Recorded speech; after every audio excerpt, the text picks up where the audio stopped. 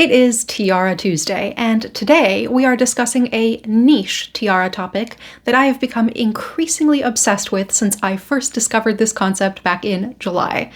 This all started when I found a photo of Princess Diane of Orleans wearing the Württemberg Ruby Tiara upside down for her wedding. I was charmed, I was inspired, and I was intrigued. Was there a precedent for doing this? Surely, she was not the first or only person who had thought about putting a tiara on upside down.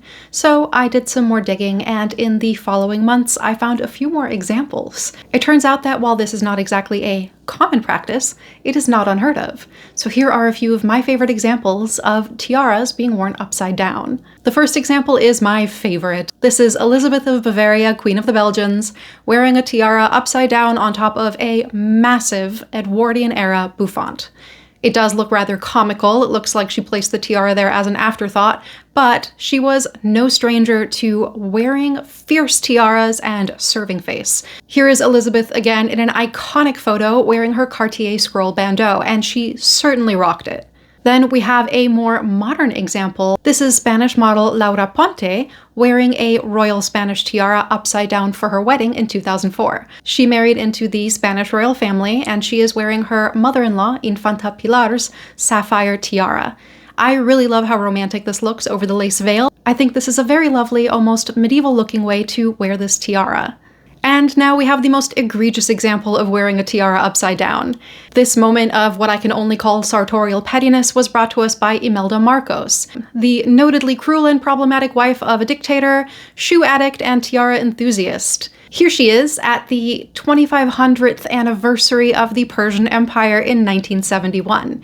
While having the diamonds cleaned and set in her tiara, she was informed that only titled women could wear tiaras. In fact, she was warned more than once that she should not wear a tiara to this event. So what did she do? She wore it anyway. She wore it upside down on the back of her head because, of course, nobody was going to tell Imelda Marcos that she wasn't important enough to wear her diamond tiara.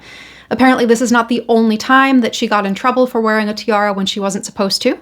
2 years later, at the opening of the Sydney Opera House in 1973, she showed up in a tiara and was reprimanded and told to remove it by none other than Queen Elisabeth II. And an honorable mention to Queen Victoria of Baden, who was the Queen of Sweden. She is shown wearing the Baden Fringe Tiara as an adornment low on the collar of her dress. I absolutely love this kind of out-of-the-box thinking. Why wear it on your head when you can wear it as a devante corsage?